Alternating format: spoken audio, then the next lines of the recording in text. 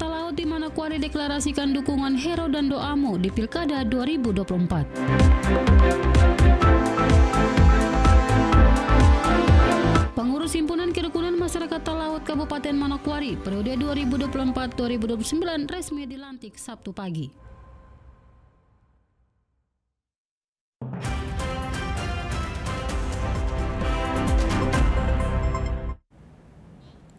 Selamat malam saudara, berita Papua Barat hari ini kembali hadir menjumpai Anda. Edisi Sabtu 14 September 2024.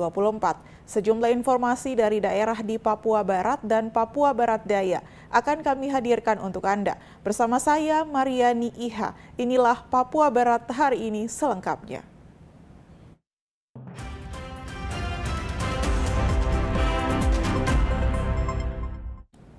Saudara, kembali mendaftar ke KPU Kabupaten Manokwari, bakal pasangan calon Beni Boneftar dan Edi Waluyo resmi diusung 5 partai pendukung diterima oleh KPU Kabupaten Manokwari.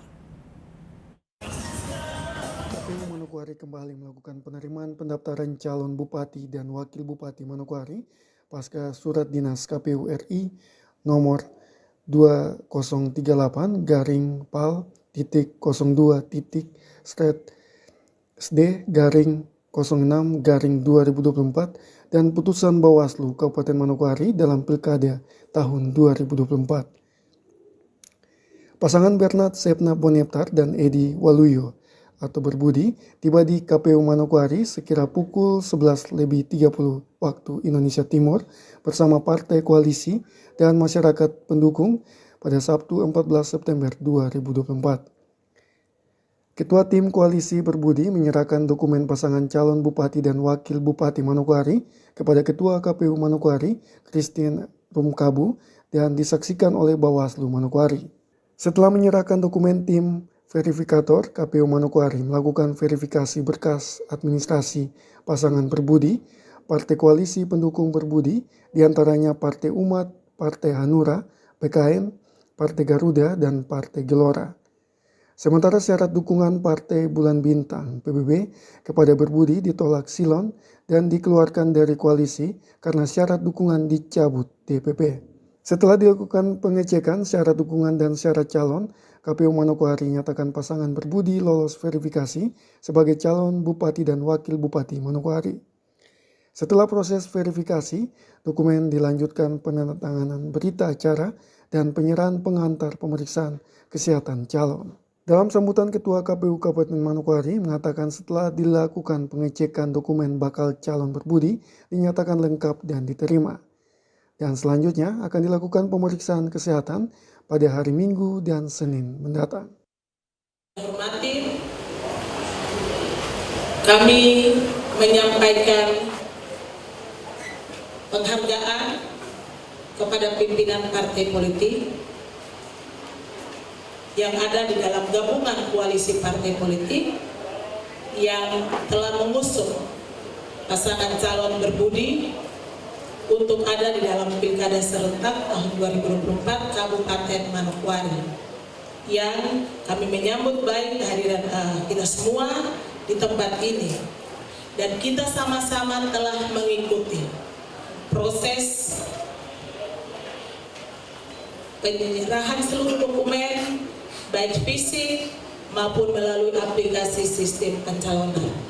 Kita sama-sama telah mengikutinya dengan seksama, dan di dalam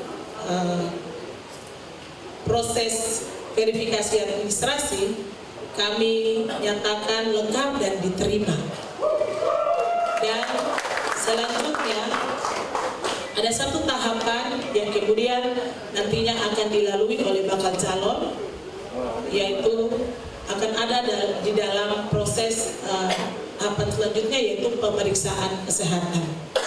Beni Sepna Boneftar mengatakan dalam jumpa pers, semua berkat dukungan dari masyarakat dan juga dukungan partai, maka hari ini semangat perubahan yang diingini oleh masyarakat akan terjadi pada tanggal 27 November 2024 mendatang. Rakyatlah yang akan menjadi pemenang. Panjang rakyat di Kabupaten Manokwari yang mengusung kami ada di pelosok dan di titik manapun, kemenangan itu akan kita capai di situ.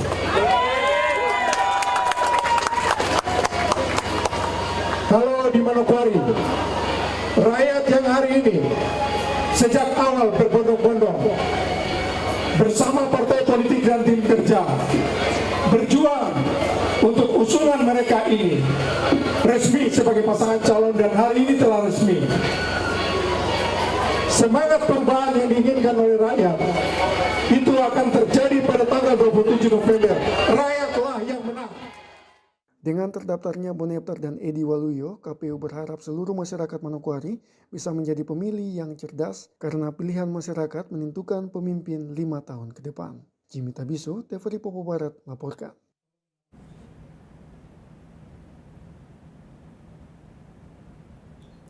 Kejaksaan Negeri Sorong menetapkan Kepala Balai Latihan Kerja Industri BLK 1 Sorong berinisial RA bersama 2 orang lainnya berinisial BO dan S sebagai tersangka kasus dugaan korupsi pembangunan gedung Corner Talent Balai Pelatihan Vokasi dan Produktivitas BPVP. Kejaksaan Negeri Sorong Jumat sore 13 September 2024 kemarin menetapkan Kepala Balai Latihan Kerja Industri BLK 1 Sorong berinisial RA sebagai tersangka dugaan tindak pidana korupsi pembangunan gedung Corner Tekan pada Balai Vokasi dan Produktivitas BPVP BLK 1 Sorong. Selain Kepala Balai, penyidik tindak pidana khusus Kejaksaan Negeri Sorong juga menahan BP Direktur CV BPP dan S sebagai peminjam bendera CV BP3 yang berlokasi di Jayapura, Papua. Kepala BLK 1 Sorong, RA sebagai kuasa pengguna anggaran intens berkomunikasi dengan tersangka S untuk meminjam bendera guna dipakai sebagai pelaksana proyek pembangunan gedung Corner Talent BPVP BLK 1 yang menelan dana APBN tahun anggaran 2022 sebesar lebih dari 4 miliar rupiah. Kuasa pengguna anggaran telah mencairkan dana pembangunan 100% dalam 4 termin tanpa melakukan pemeriksaan akhir pekerjaan. Hari ini Jumat 13 September 2024, Kejaksaan Negeri Sorong melalui tim jaksa penyidik pada tindak pidana khusus telah menetapkan 3 orang tersangka terkait dengan dugaan tindak pidana korupsi pada pekerjaan jasa konstruksi pengembangan talent corner pada Balai Pelatihan Vokasi dan Produktivitas Sorong atau Balai Latihan Kerja Industri Sorong, Kementerian Ketenagakerjaan untuk tahun anggaran 2022 dengan tersangka sebagai berikut. Yang pertama, atas nama tersangka RA, kemudian yang kedua atas nama tersangka BO, dan yang ketiga atas nama tersangka dengan inisial S. Dari pemeriksaan BPK 1 RI tertanggal 28 Agustus 2024 ditemukan adanya indikasi kerugian keuangan negara sebesar Rp904.968. Usai diperiksa selama hampir 4 jam, ketiga tersangka mengenakan rompi merah muda kemudian dibawa ke Lapas Sorong untuk menjalani tahanan selama 20 hari. Dari Sorong, Michael Jasman, TVRI Papua Barat melaporkan. Pengurus Himpunan Kerukunan Masyarakat Talaut Kabupaten Manokwari periode 2024-2029 resmi dilantik Sabtu pagi tadi.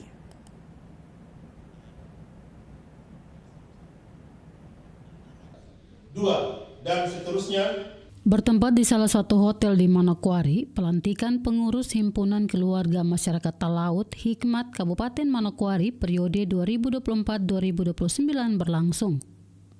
Pengurus Hikmat yang diketuai oleh Bernard Elungan dilantik oleh pembina dan penasehat Hikmat disaksikan langsung oleh Bupati Manokwari Hermus Indo. Bupati Hermus Indo di kesempatan tersebut mengawali sambutannya menyampaikan selamat kepada pengurus yang baru saja dilantik, serta mengapresiasi pengurus Himpunan Kerukunan Masyarakat Talaut di Manokwari yang telah membentuk wadah untuk menghimpun warga Talaut di Manokwari. Atas nama pemerintah Kabupaten Manokwari, kami mengucapkan selamat dan sukses kepada keluarga besar masyarakat Talaut, terutama pada pengurus Himpunan Masyarakat Talaut yang hari ini dilantik atau diresmikan pengurusannya. Kiranya tugas ini akan dilaksanakan dengan penuh rasa tanggung jawab dan penuh cinta kepada keluarga besar masyarakat Talaut di Kabupaten Manokwari, tetapi juga kepada seluruh masyarakat di Kabupaten Manokwari tercinta.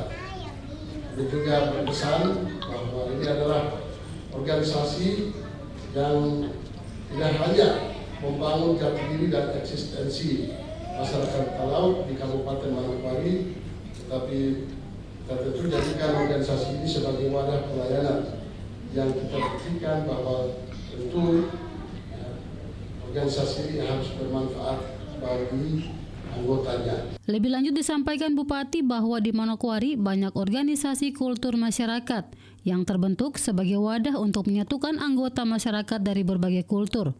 Hal ini menandakan bahwa pilar sosial kemasyarakatan menjadi bagian yang tak terpisahkan dari suksesnya pemerintahan daerah, termasuk kehadiran Hikmat di Kabupaten Manokwari. Hikmat tentunya memiliki peranan yang sangat penting, yaitu sebagai pilar sosial, pilar pemerintahan, dan pilar pembangunan di Kabupaten Manokwari tercinta. Budaya suku besar Arafat bahwa rumah kaki seribu tidak diletakkan di atas satu tiang induk saja, tapi ternyata diletakkan di atas banyak pilar. Dan hal ini salah satu pilar penyangga dari rumah kaki seribu itu berdiri, yaitu himpunan keluarga masyarakat Talaut di Kabupaten Manokwari. Itu ingin membuktikan bahwa rumah kaki seribu akan tetap berdiri kokoh di Kabupaten Manokwari dan memberikan pengayoman yang baik dan melindungi kita semua. Hermus Indo juga mengajak seluruh masyarakat Talaut di Manokwari untuk selalu ada dalam kebersamaan serta berpartisipasi mendukung pembangunan daerah. Dalam acara pelantikan pengurus Himpunan Kerukunan Masyarakat Talaut Kabupaten Manokwari periode 2024-2029, Bupati Hermus Indo juga dinobatkan sebagai bagian dari masyarakat Talaut di Manokwari. Arina Irianan, TVRI Papua Barat, melaporkan. Terima kasih, Bang. Sementara itu, Saudara, pada acara pelantikan pengurus Himpunan Kerukunan Masyarakat Talaut periode 2024-2029, masyarakat Talaut juga mendeklarasikan dukungan kepada pasangan Heru dan Doamu untuk maju pada pemilihan kepala daerah Kabupaten Manokwari dan Provinsi Papua Barat. Deklarasi dukungan kepada calon Bupati Manokwari Hermus Indo dan Haji Mugiono, serta calon Gubernur Papua Barat Doamu, Domingus Mandecan dan Muhammad Lakotani disampaikan pada pelantikan pengurus Hikmat pada Sabtu 14 September 2024. Deklarasi dukungan tersebut dibacakan oleh Johani Brian Makatita yang didampingi pengurus Hikmat di hadapan keluarga besar Hikmat serta Bupati Hermus Indo yang juga sebagai calon Bupati Manokwari periode 2024-2029. Mendeklarasikan mendukung sepenuhnya kepada yang pertama, pasangan Hermus Indo dan Mugiono sebagai calon Bupati dan Wakil Bupati Kabupaten Manokwari periode 2024-2029. Kedua, pasangan Doamu Domingus Mandacan dan Muhammad Lakotani sebagai calon Gubernur dan Wakil Gubernur Provinsi Papua Barat periode 2024-2029. Dengan adanya dukungan yang dideklarasikan oleh Himpunan Kerukunan Masyarakat Talaut kepada Hermus Indo dan Haji Mugiono untuk maju sebagai kepala daerah di Pilkada 2024 mendatang, di kesempatan tersebut, Hermus Indo menyampaikan terima kasih serta apresiasi kepada masyarakat Talaut. Terima kasih juga karena ternyata dukungan dari keluarga besar Talaut tidak berhenti kepada kepemimpinan yang hari ini kami jalani. Tetapi ada deklarasi yang tadi sudah ditunjukkan kepada kami untuk mendukung pasangan Hero untuk melanjutkan kepemimpinan di Kabupaten Manokwari. Ini tentu kami sangat apresiasi dan memberikan penghormatan yang tulus. Kiranya kita ada dalam kebersamaan dan juga perjuangan ini, dan tentu ini menjadi hal yang positif saya catat dalam hati untuk kemudian depan kita berkomitmen untuk bagaimana memperhatikan keluarga besar Talaut sebagai bagian tak terpisahkan dari masyarakat Kabupaten Manokwari tercinta. Arina Irianan, TVRI Papua Barat melaporkan. Sabtu 14 September 2024, Bupati Hermus Indo melantik pengurus kerukunan keluarga Seram Bagian Timur atau KKSBT Kabupaten Manokwari periode 2024-2029.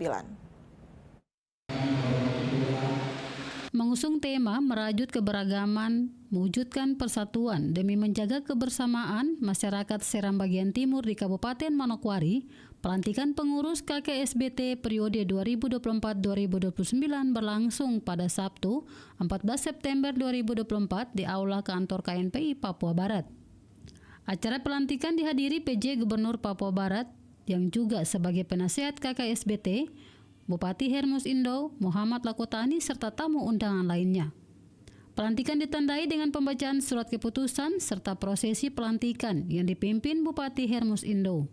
Ahmad Rumadaul usai dilantik menjadi Ketua KKSBT oleh Bupati Manokwari, dalam sambutannya mengajak warga Seram Bagian Timur di Manokwari untuk selalu menjunjung tinggi kebersamaan, toleransi, serta saling menghargai dengan berbagai etnik dan suku di Manokwari.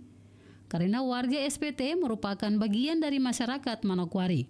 Selain itu, ia juga mengajak warganya untuk selalu berpedoman pada pesan para leluhur bahwa di mana bumi dipijak, di situ langit dijunjung. Tentu prinsip di mana bumi dipijak, di situ langit dijunjung.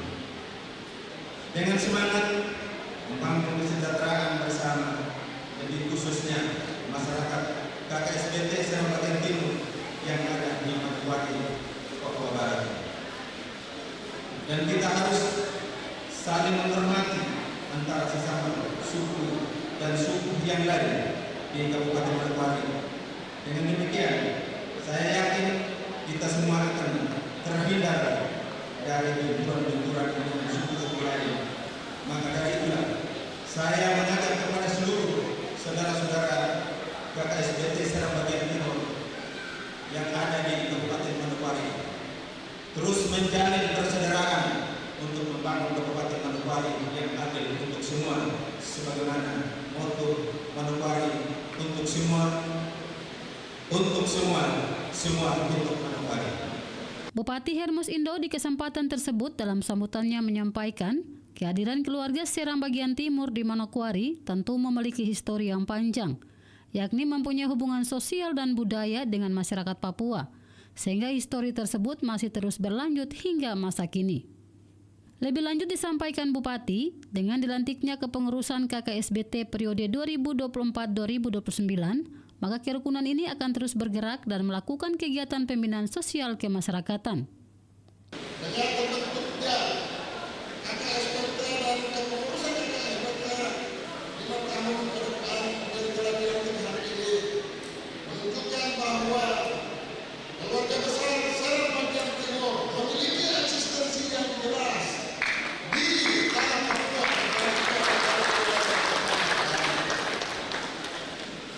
Karena itu KKSBT akan terus bergerak, tetapi akan terus melakukan kegiatan-kegiatan pembinaan sosial kemasyarakatan, terutama secara kebangsaan, untuk membina seluruh warga masyarakatnya sebagai bagian tak terpisahkan dari masyarakat Kabupaten Manokwari.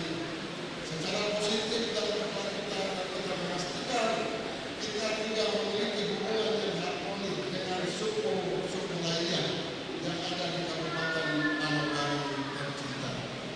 Bupati Hermus juga dalam sambutannya menyampaikan kehadiran pengurus kerukunan keluarga Seram Bagian Timur menjadi salah satu pilar yang mendukung pilar pemerintahan sebagai rumah besar di Kabupaten Manokwari. Arina Irianan, TVRI Papua Barat melaporkan. Jumat 13 September 2024 kemarin, Saudara, Badan Pekerjaan Klasis GKI Hatam Molemaj bersama alat kelengkapan melaksanakan kegiatan visitasi pelayanan pada wilayah 4 Klasis Hatam Molemaj yang berlangsung di Gedung Gereja Immanuel Warriore SP8. Untuk mewujudkan visi Gereja Kristen Injili di Tanah Papua, lebih khusus di lingkungan pelayanan klasis GKI Hatam Moile Mea, maka Badan Pekerja Klasis bersama alat kelengkapan pada Jumat 13 September kemarin melaksanakan kegiatan visitasi pelayanan yang dialokasikan pada wilayah 4 yang meliputi 7 jemaat yang berlangsung di Gedung Gereja Immanuel Wariore SP 8, Kampung Wariore, Distrik Masni, Kabupaten Manokwari, Papua Barat.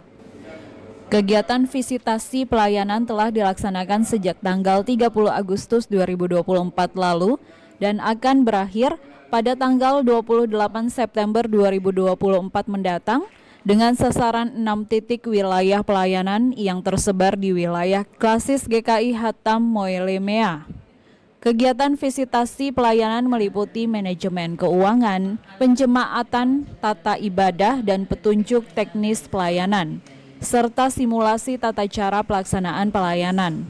Sementara itu, Pendeta Petrus Puryanto, selaku Ketua Badan Pekerja Klasis Hatam Moile Mea, saat diwawancarai mengatakan, tujuan dari kegiatan visitasi yaitu untuk mewujudkan visi dari Gereja Kristen Injili di Tanah Papua, lebih khusus di wilayah klasis GKI Hatam Moile Mea, guna menjadikan gereja Tuhan yang dewasa, mandiri, dan misioner. Kami Badan Pekerja Klasis GKI Hatam Moile Mea bersama dengan jemaat-jemaat seluruh klasis Hatam Moile Mea, mulai dari Nusantara Merah sampai Ayah Sasarai, dari 40 jemaat definitif dan 4 persiapan jemaat, sedang dan akan terus melakukan visitasi yang boleh kami langsungkan dari 6 titik di lingkungan 1 sampai 6, namun kami memulainya sejak tanggal 30 bulan ini dan akan berakhir pada tanggal 30 nanti di titik terakhir di lingkungan 1. Dalam visitasi ini kami sementara membangun percakapan untuk hal-hal terkait dengan pelayanan di klasis ini,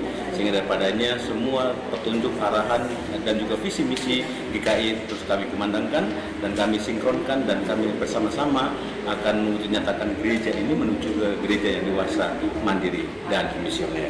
Berbagai upaya visi GKI di Tanah Papua terus dilakukan guna melahirkan gereja Tuhan yang dewasa, mandiri, dan misioner.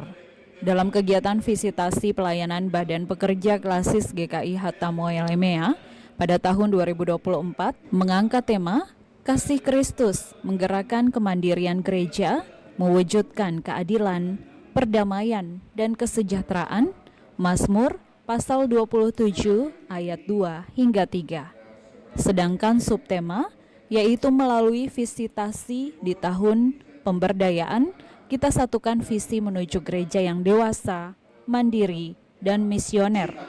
Maurits Rumaropen, TVRI Papua Barat melaporkan. Usai kolaborasi bekerja sama dengan media Jubi dan Asosiasi Wartawan Papua pada Rabu 11 September 2024 meluncurkan buku Kitong Kawal Otsus, meniliki kisah otonomi khusus dari liputan jurnalis Papua. Buku Kitorang Kawal Otsus adalah sebuah buku yang ditulis oleh para jurnalis di Tanah Papua yang mengisahkan perjalanan mereka dalam mengawal dan memantau pelaksanaan otonomi khusus atau Otsus di bumi Cendrawasih. Buku ini merupakan kumpulan laporan atau reportase lapangan secara kritis, merekam cerita-cerita para warga yang menggambarkan berbagai dinamika yang terjadi sejak Otsus diberlakukan pada tahun 2001 silam. Peluncuran buku Kitorang Kawal Otsus ditandai dengan penandatanganan oleh PJ Sekda Papua Pegunungan, Direktur PT Media Jubi Papua, Deputi Bidang Pengembangan Regional Kementerian Bappenas, Direktur USAID Indonesia, Direktur Operasional Wahana Visi Indonesia, Pemimpin Redaksi Jubi, Jian Bisai, dan perwakilan mentor Christian Ansaka, dan dilanjutkan dengan penyerahan buku oleh Direktur PT Media Jubi Papua Hana Demi Metau. Deputi Bidang Pengembangan Regional Kementerian Bappenas Tri Dewi Virgianti mengatakan, Papua sangat istimewa karena memiliki kekhususan sendiri di mana ada undang-undang Otsus yang memiliki konsekuensi adanya pendanaan yang cukup besar jika dibandingkan dengan dana-dana infrastruktur lainnya. Tidak hanya itu, ia juga menyampaikan dana Otsus berdasarkan evaluasi yang dilakukan Bappenas Pemanfaatannya belum maksimal, masih banyak yang harus diperbaiki. Oleh karena itu, peran media sangat penting dalam mengawal pembangunan. Tingkatan kesadaran tentang pentingnya pembangunan, tentang isu pembangunan, tantangan-tantangan yang harus dihadapi oleh satu pemerintahan, satu daerah, menjadi satu juga dengan tantangan yang dihadapi oleh masyarakat. Jadi saling pengertian antara pemerintah dengan masyarakat dan antara masyarakat dengan pemerintah. Karena tanpa adanya kepercayaan, ada trust, pembangunan tidak akan juga terjadi. Karena semuanya harus bersama-sama. Tidak bisa pemerintah sendiri, tidak bisa masyarakat sendiri, harus bersama-sama. Nah, peran media akan sangat krusial di sini, akan sangat penting. Itu kalau saya menyambut baik peluncuran buku ini yang menunjukkan bagaimana peran media di Wamena, di Papua Pegunungan bisa terus meningkat dalam mendorong pemanfaatan dana otsus yang pada akhirnya mendorong pembangunan yang lebih baik lagi. Direktur PT Media Jubi Papua, Hana Demi Metau, mengungkapkan buku Kitorang Kawal Otsus merupakan hasil dari keterlibatan aktif para jurnalis dalam program Jurnalis Turun Kampung. Ada berbagai laporan mendalam yang mencerminkan dedikasi dan kerja keras jurnalis dalam mengawal pelaksanaan Otsus serta mendorong perbaikan kinerja pemerintah daerah. Adalah hasil dari keterlibatan aktif para jurnalis dalam program ini. Dalam buku ini terdapat laporan mendalam yang mencerminkan dedikasi dan kerja keras jurnalis dalam mengawal pelaksanaan Otsus serta mendorong perbaikan kinerja pemerintah daerah, dan menjadi dokumen penting juga sebagai sumber inspirasi bagi semua pihak yang peduli terhadap transparansi, akuntabilitas, dan pembangunan daerah. Di kesempatan yang sama, Direktur USAID Kolaborasi Indonesia, Jeffrey P. Cohen, menyampaikan terima kasih atas kemitraan yang telah terjalin selama ini. Program Kitorang Kawal Otsus menjadi bagian penting dalam pembangunan. Selain itu, media juga mempunyai peran yang penting dalam mengawal tata kelola pemerintahan. Program Kitorang Kawal Otsus adalah bagian dari upaya ini. Program ini perkuat dan tingkatkan peran media lokal dalam tata kelola pemerintahan. Media punya peran penting untuk tingkatkan kesadaran dan dorong tata kelola yang lebih baik. Laporan Anda kepada masyarakat dan pemerintah berupa informasi akurat, sangat penting untuk Otsus yang efektif. Saya ajak Anda semua untuk terus advokasikan transparansi dan akuntabilitas. Arina Irianan, TVRI Papua Barat melaporkan. Sementara itu, Saudara, peluncuran buku Kitong Kawal Otsus yang merupakan hasil dari program Jurnalis Turun Kampung mendapat respon positif dari pemerintah Provinsi Papua Pegunungan.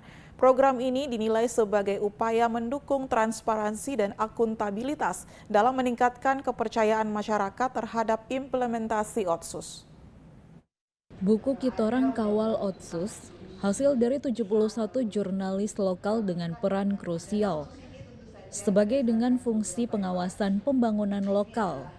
Ada berbagai laporan mendalam yang mencerminkan dedikasi dan kerja keras jurnalis dalam mengawal pelaksanaan Otsus serta mendorong perbaikan kinerja pemerintah daerah. Buku ini tidak hanya menjadi dokumentasi penting, tetapi juga sumber inspirasi bagi semua pihak yang peduli terhadap transparansi dan akuntabilitas dalam pembangunan daerah. Oleh karena itu, dengan diluncurkannya buku Kitorang Kawal Otsus mendapat dukungan penuh dari pemerintah Provinsi Papua Pegunungan. Hal ini disampaikan Gubernur Papua Pegunungan melalui sambutan tertulisnya yang dibacakan oleh PJ Sekda Papua Pegunungan, Uwasuwo Demianus Siep. Dalam mengawal implementasi Otsus di tanah Papua, diharapkan ada kerjasama antara jurnalis, pemerintah, dan mitra pembangunan. Provinsi Papua Pegunungan mendukung upaya kolaborasi yang melibatkan jurnalis dalam mendorong transparansi tata kelola pemerintahan.